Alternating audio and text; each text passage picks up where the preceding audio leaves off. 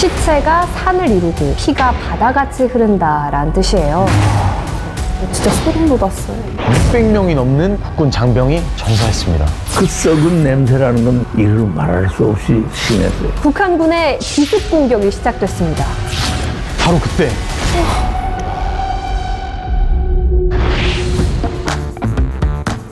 안녕하세요. 스토리텔러 이혜성입니다. 그날 군대 이야기에 오신 것을 환영합니다. 초대해 주셔서 감사합니다. 저는 뮤지컬 배우 손준호입니다. 앞으로 당신을 알아가는데 평생을 바치면 되죠. 지금 이 순간 사랑. 네, 정말 반갑습니다. 준호 씨 할아버지께서 6.25 전쟁에 참전하셨다고 들었어요. 맞나요? 네, 지금은 하늘나라에 계시지만 저희 할아버지께서 6.25 전쟁 참전 용사셨다고 알고 있습니다. 그럼 생전에 또 준호 씨에게 6.25 전쟁에 대한 얘기를 많이 해주셨을 것 같은데 혹시 기억나는 거 있으세요? 그놈들 북한 놈들이야. 근데 그 놈들이 북한 놈들이에요. 그래서 그게 잊혀지지가 않아요. 진짜 무슨 영화에 나올 법한 네. 그런 대사네요. 네. 이거는 정말 6.25 전쟁에 참전하신 분들만 할 수 있는 그런 문장인 것 같아요. 네, 안녕하세요. 스토리텔러 병장 표지윤입니다. 그날 군대 이야기에 오신 것을 환영합니다.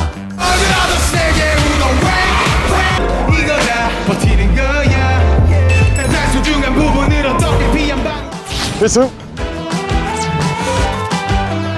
네, 초대해 주셔서 감사합니다. 저는 미스코리아 경북진 허윤진입니다. 질라리안 진 호윤진 축하합니다. 이렇게 이쁘게 잘 키워주셔서 감사합니다. 경북 진이면 경북에서 지성, 미모를 비롯해 다방면에서 가장 뛰어난 분이신 것 같은데 왜 미스코리아에 지원하셨나요? 제가 지금 대구에서 대학교 생활하고 있어요. 그래서 경북이라는 지역에 애정이 정말 많거든요. 또 제가 우리나라를 세계에 알리는 사절단 역할을 잘 해낼 수 있다고 생각했어요.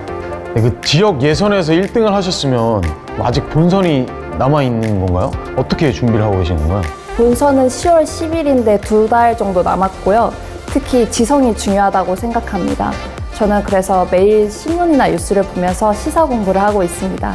그럼 10월 10일에 생방송으로 윤진 씨를 볼 수 있는 거죠? 네, 맞습니다. 그럼 제가 열심히 또 응원하도록 하겠습니다. 감사합니다. 열심히 하겠습니다. 준호 씨 할아버지가 많이 그리울 것 같은데 어때요? 늘 그립죠. 제가 지난 6월에 불의 명곡에 나가서 힘내라 제복의 영웅들 편에 출연했었는데요. 판정 단석 때 저희 할아버지 전후분들이 앉아 계셨었어요. 네, 그분들 뵈니까 그날따라 할아버지가 많이 생각나고 보고 싶더라고요. 그때 어떤 노래를 부르셨어요? 패티긴 선생님의 그대 내 친구여를 불렀었어요. 그대 내 친구요. 네. 혹시 한 소절 부탁드려도 될까요? 네, 그때 그 감정을 잘 살려서 한번 불러보겠습니다. 내 친구여, 내 사랑아, 나 죽어도 그대 잊지 않으리. 평생을 사랑해도 아직도 그리운 사람, 그대는 내 친구여. 와.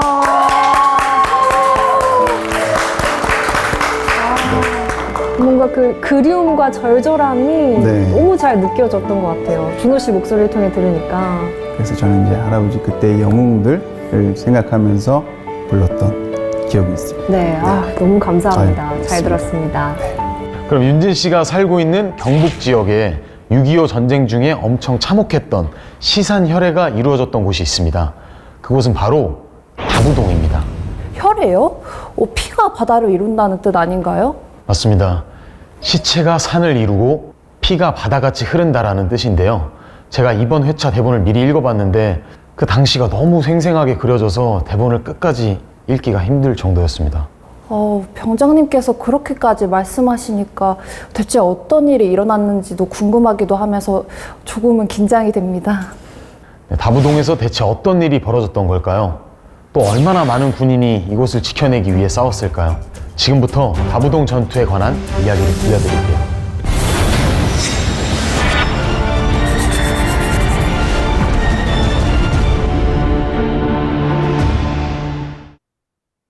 다부동 전투가 정말 비참하고 끔찍했다고 말씀드렸잖아요.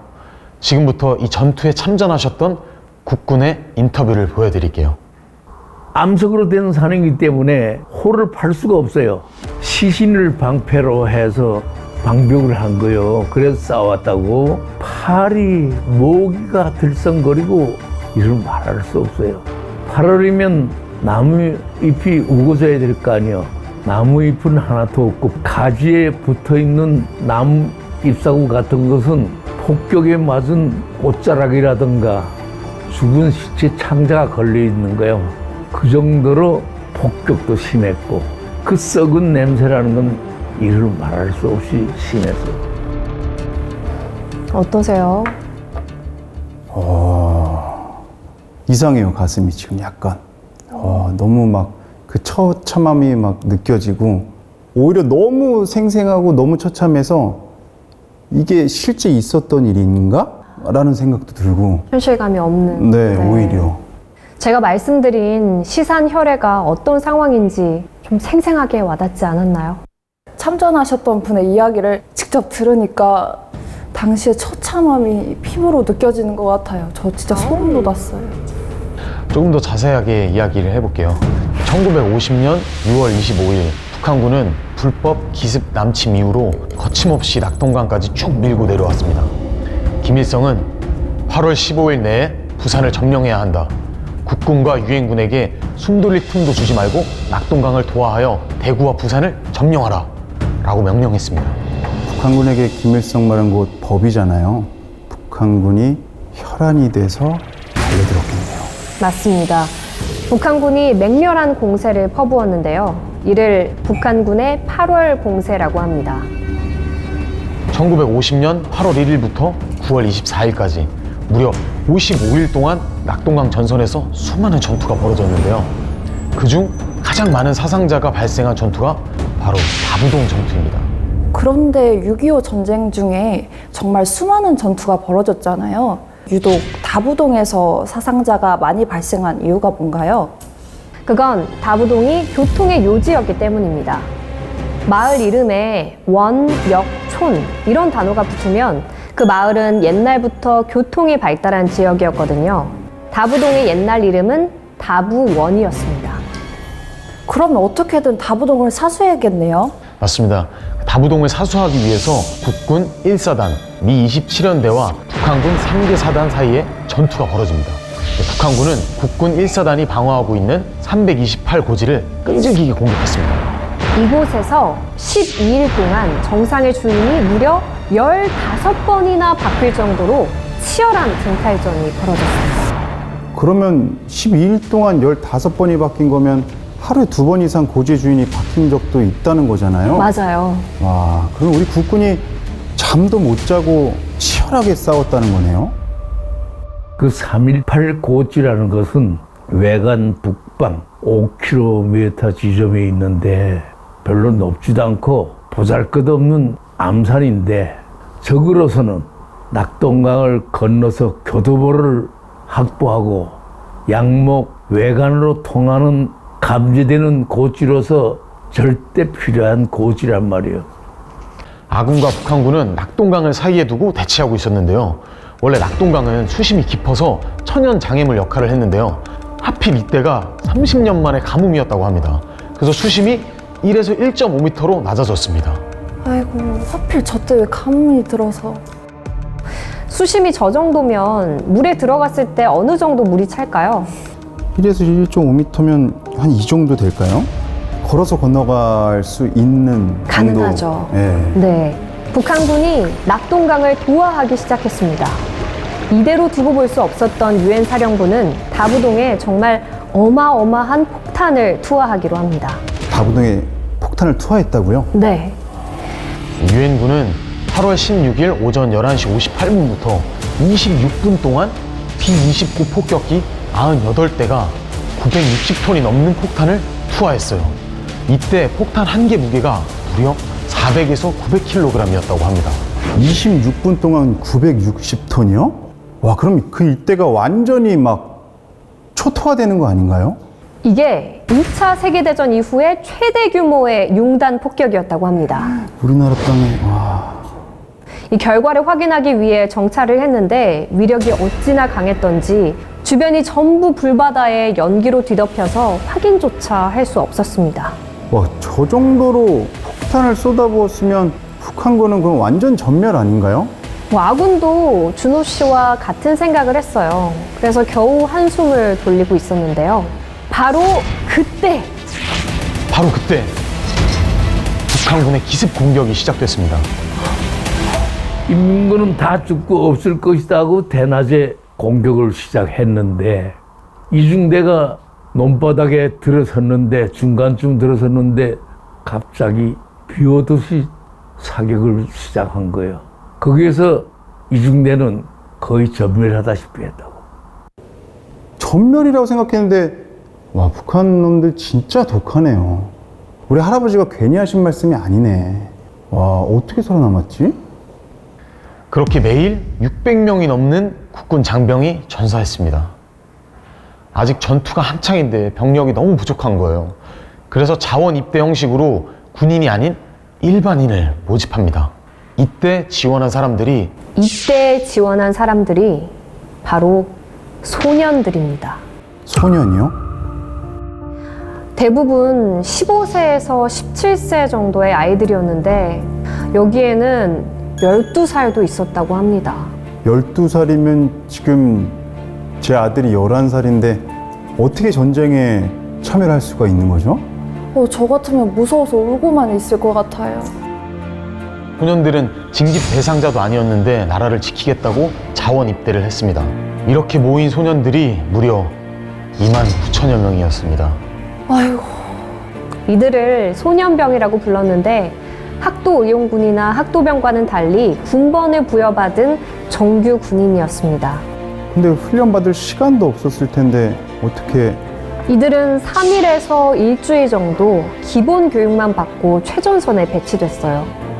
또 낙동강 전선까지 오는 기차 안에서 6시간 동안 소총 조작법만 배우고 바로 전장에 투입되는 경우도 있었다고 합니다. 와, 정말 애국심 하나로 전쟁터에 뛰어들어간 거네요.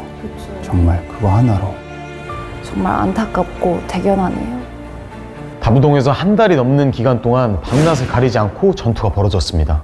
북한군은 낮에는 미군 전투기 폭격 때문에 낙동강변 사과밭에 전차와 포를 숨겨놨다가 밤만 되면 기어나와서 달려들었습니다. 서로 죽고 죽이는 치열한 공방전이 이어지던 상황에서 최초의 한미연합군의 합동 돌파 작전까지 펼쳤지만 거세게 밀어붙이는 북한군 전선을 뚫지 못했습니다. 수시로 터지는 네이팜탄과 화염으로 형체를 알아볼 수 없는 시신의 조각이 막 흩어져 있었습니다. 아이고. 37도를 웃도는 엄청난 더위 때문에 낮에는 파리떼가 들끓고 밤에는 모기떼가 달려들어 얼굴뿐만 아니라 구멍난 전투복에 노출된 피부까지 온통 진물과 피로 범벅됐다고 합니다. 전쟁을 북한군만 하는 게 아니라 자연과도 또 하는 거네요. 그러네요. 네. 정말. 결국 극심한 고통을 이기지 못한 국군 11년대 장병들은 후퇴를 하는데요.